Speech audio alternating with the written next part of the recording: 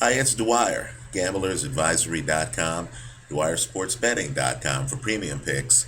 Look us up on Roku. We're there in the sports section, Dwyer Boxing and Sports News. Remember, the opinion you should follow should be your own. Just consider this video to be a second opinion from a complete stranger online. Let's talk about Lucian Bute against Jean Pascal.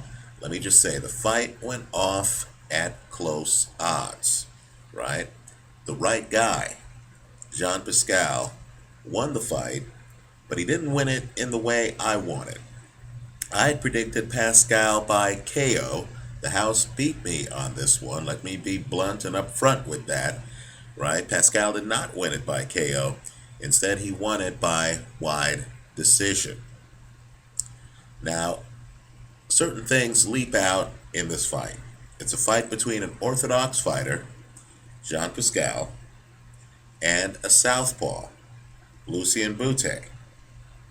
So the way they line up, right? Pascal's dominant hand is back here, right? Bute isn't facing him as an orthodox fighter would, right? They're literally spread out this way. In other words, Bute's dominant left hand's in the back. Pascal's dominant right hand is in the back. The two guys are looking at each other. Right now, why does Jean Pascal win this fight? Because he thoroughly outthinks Lucian Bute. Pascal is much smarter than Bute in this fight. It's not close. There's certain things that we see. There's certain things that we don't see. Understand, my view here is a minority view. First, there's not a lot of clinching in this fight, right? The two guys fight most of the fight far apart. If you're going to bother Jean Pascal, you're going to have to lower your head and you're going to have to close the distance between you and him.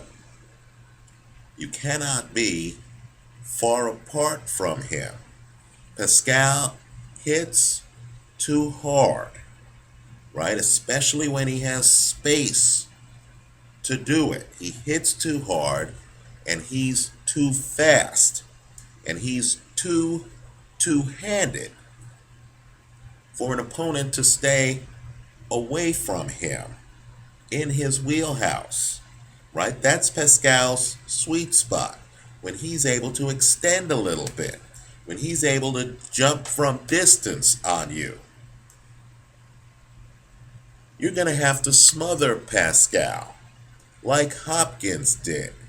You're going to have to tie him up. You're going to have to slow his momentum. You're going to have to jump in and clinch.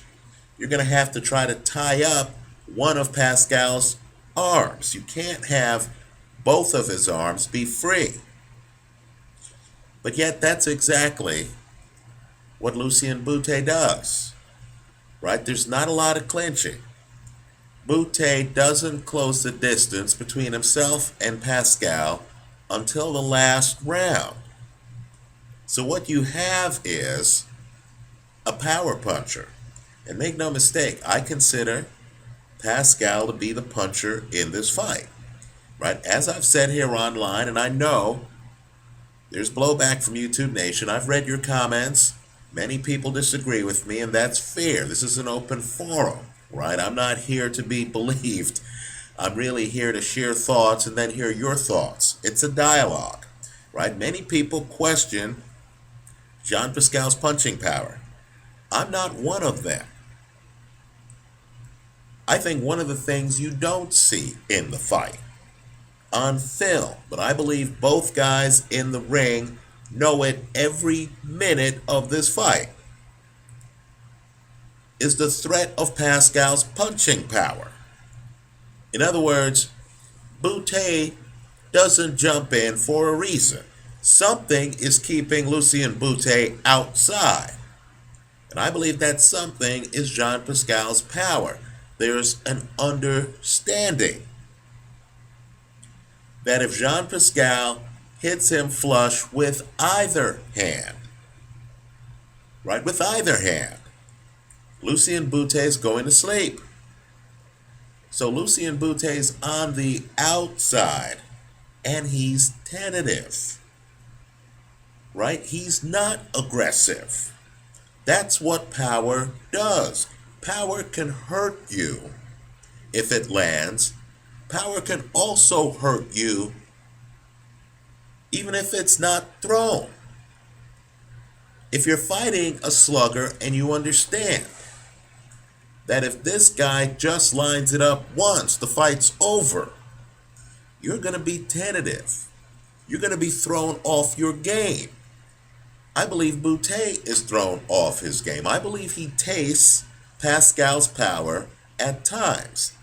Pascal has a thing he does where he leans forward and he throws a straight right hand to the body. Take a look on the video. It's interesting.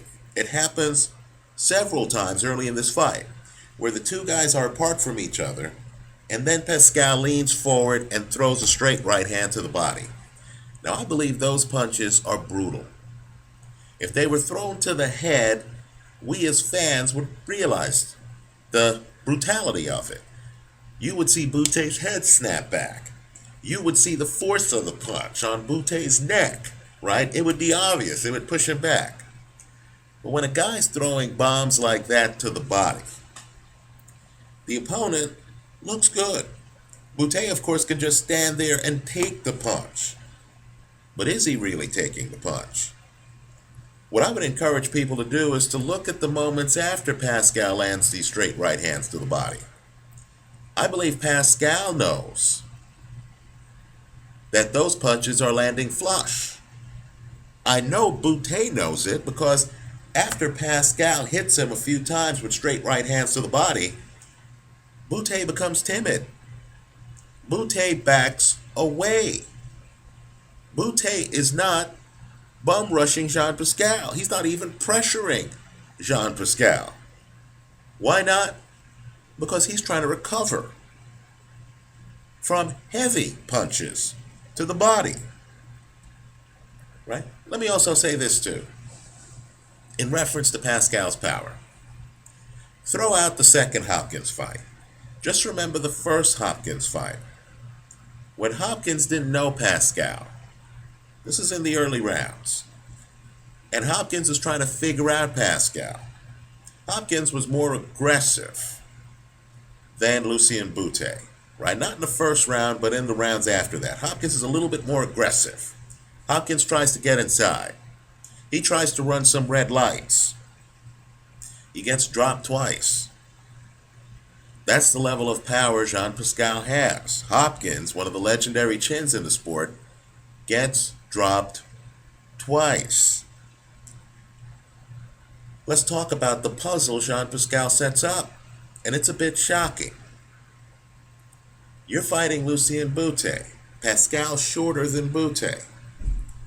Pascal has his left hand dangling below his waist. Take a look at where that left hand is. Right? Pascal is relying on head movement. He also bends. Right? So it's interesting. As Bute comes in and tries to throw jabs, Pascal's not raising his hand or anything like that. No.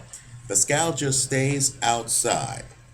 Keep in mind he's able to stay outside because Bute's not coming inside, in part because of Pascal's threat of power. Right? And keep in mind, Bute is a great body puncher when he gets inside. You saw that in the Libredo-Andrade rematch. You saw that against Brian McGee. Here, Bute's not getting inside because, of course, Jean Pascal hits harder than guys like Libredo-Andrade and Brian McGee. So Bute's outside, he's tentative. Another reason Bute is tentative is because Bute's only fought once in the last year. He's tentative and he's rusty. So he's trying to beat Jean Pascal from the outside. Pascal's coming in with straight right hands to the body, hurting him. Pascal is not jabbing. He's not giving a counterpuncher much to counter, right? Pascal is just coming in with occasional big punches. Pascal also, and I thought this was interesting, isn't circling him. Pascal's actually stalking him. Take a look on the tape. I was surprised by this, right? In the early rounds, Jean Pascal is not circling him like David Haye circled Nikolai Valuev. No, Jean Pascal's right in front of him, but he's not close to him. This is intelligent spacing. This is part of him completely outthinking Lucian Bute. He's not running from Bute. He's actually the one chasing Bute. But it's done on a real intellectual level, where he's walking up to Bute, but there's always a cushion between himself and Bute. Because, of course, Pascal likes to have his feet apart and likes to throw power punches. He doesn't want to be smothered. So as he is stalking Bute, when Bute throws a jab, Pascal has one hand dangling, literally dangling. So it's hard to figure out at what angle that left hook would come from, right? And Pascal has knockout power in that left hand. But more importantly, Pascal shows some great head movement. What I want people to do is to look at Pascal's neck, especially early in this fight.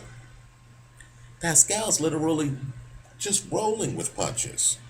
You know, he's walking in like this, but he's not jumping on Bute, right? So he's keeping the spacing where he wants it. And as Bute throws punches, right, throws a right jab, Pascal just moves his head a little bit, right? Moves his head a little bit, keeping his left hand free. In other words, the threat of Pascal knocking you out with either hand remains because Pascal never ties up his hands with defense, right? Pascal keeps that left hand dangling.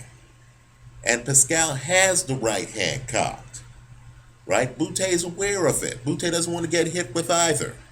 So Bute is silenced, right? His output is diminished.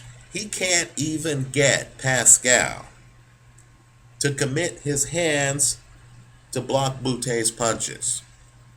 And Pascal, in addition to moving his head, bends. You know what I think about fighters who bend at the waist? I think they're one notch above everyone else, right? Pascal shows you balance. You know that as Pascal bends, he still has the ability to throw power shots. So I've read the reports here online, right? Bute's trainer can't understand why Bute was so timid. Bute himself has given statements saying that he can't understand what happened, why he was so low volume. All I'm saying is this Roy Jones style of fighting turns a lot of fighters into low volume guys, right? Do you remember Audley Harrison against David Haye? Right? Understand, these guys set you up so that you're constantly afraid of their power. Right? Understand, very few guys can fight this fight style. You have to have power in both hands. Just like Roy Jones. Just like David Haye. Just like Jean Pascal. Right? You have to trust your reflexes enough.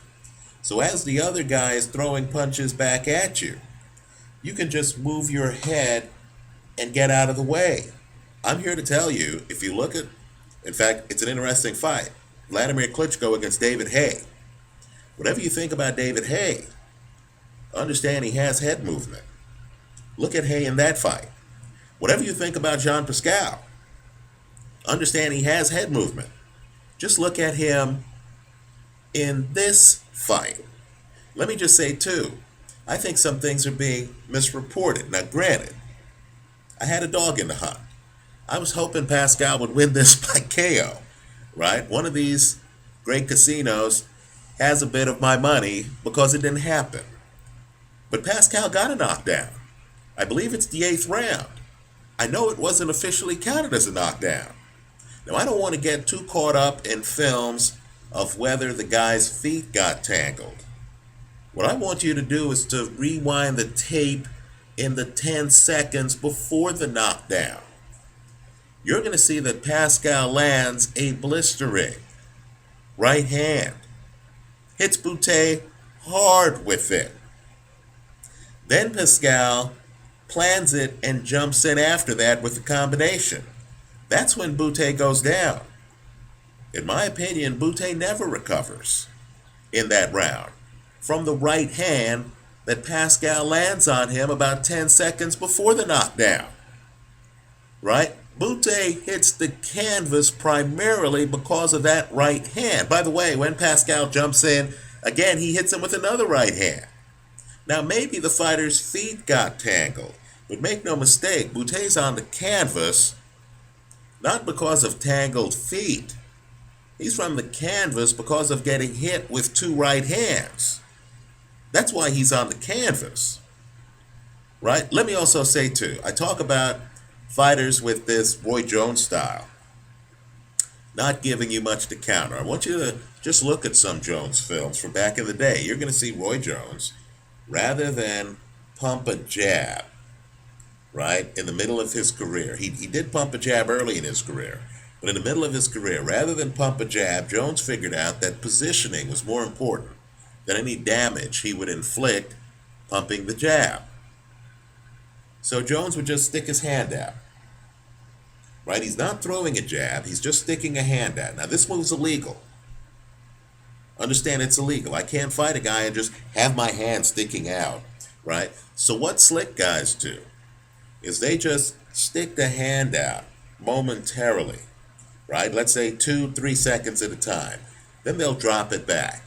Then they stick the hand out momentarily, and they'll drop it back, right? The point is, they're not throwing a jab, then pulling it back so you can hit them, right? The stick keeps you exactly in position where they want you to be. I want you to look at the early part of this fight. You're going to see Pascal sticks his hand out, right, to make sure Bute stays where he wants. As the fight progresses, Pascal doesn't have to do it that much, because after Pascal hits Bute with some straight right hands to the body, Bute voluntarily stays where Pascal wants him to, because Pascal doesn't want to be smothered. Pascal wants you at exactly the distance where Lucian Bute stays for 11 of the 12 rounds here.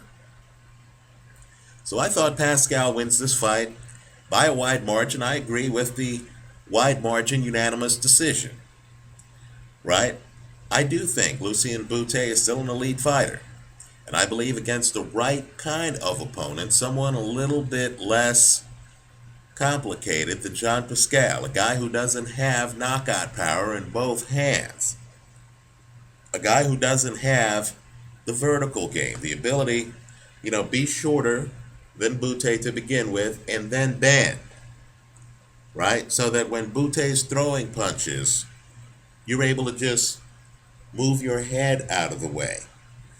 Right? If Bute fights a guy who doesn't have that vertical game, who actually engages him more, right? Rather than just stay outside, come in throwing power shots. If Bute gets a chance to counter his opponent, right? And isn't as afraid of the power as he was here, then Bute will be back in business. But style-wise, this was a very bad matchup for him, right? Let me just say, too, in the later rounds, there's a round where Pascal actually starts landing left hooks, right?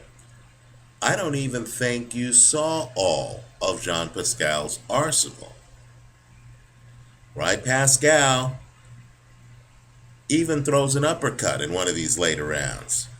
And you definitely got the feeling that there was part of Pascal's game that he hadn't unveiled. Now let's talk about the 12th round before I sign off here, because I know that 12th round has gotten a bunch of folklore. And yes, Bute threw a lot of punches. You know why? In my opinion, in the first 20 seconds of the round, Jean Pascal is voluntarily in the corner. He knows he's 3 minutes away from victory, so he's voluntarily in the corner. Then he covers up a bit and lets Bute come and hit him. Right? This is kind of a rope-a-dope. To me, Jean Pascal is rope-a-doping in the early part of the round. He's just trying to survive 3 minutes. How do we know it's a rope-a-dope? How do we know he's not hurt in the first 20 seconds of that 12th round? It's because Pascal then comes off the ropes, looks completely healthy, actually gets the upper hand after those first 20 seconds. Then Bute comes back. Bute's desperate at that point. And Bute does land some great punches. Right? Then it becomes a bit of a fight. Pascal does have a stamina problem. I mentioned that in the pre-fight video. Right? Bute does mount a surge. The 12th round is clearly Lucian Bute's round. But make no mistake, any report that tells you that Jean Pascal's overwhelmed at the beginning of the round ignores what happens after those first 20 seconds. Right? Pascal clearly has been rope-a-doping. Pascal loses the round. But part of the round is by design. Pascal does get hit hard right at the end, but look at who's bleeding at the end of the round. It's not like Pascal's not firing back. So this 12th round shouldn't be confused with the 12th round of Sergio Martinez and Julio Cesar Chavez Jr. This is a different 12th round, where Pascal, the guy who wins the fight by a wide unanimous decision, comes out and rope-a-dopes in the early part of the round. Right? If I'm Bute, quite frankly, I would stay away from Jean Pascal. I think Pascal just has the angles figured out a bit too well for Bute at this point. Right? Bute needs to realize that he doesn't have the inside game of Bernard Hopkins. Right? You have to get inside of Pascal's envelope if you're going to beat him. All you have to do is you watch the footage on this fight, is just notice the lack of clinches. Then when you look at the footage of Bernard Hopkins, Jean Pascal, you're going to see Hopkins tying up Pascal. Right? I don't believe Lucian Bute is ready to do that yet. Right? He's shaking off a lot of rust. He's just 2 fights away from having gotten blown out by Carl Froch. Right? Understand, Bute has lost 2 of his last 3 fights. That's my take on this fight. Let me hear yours. Leave your comments for all of us here in the comment section to this video, and visit us at gamblersadvisory.com. Thanks for stopping by.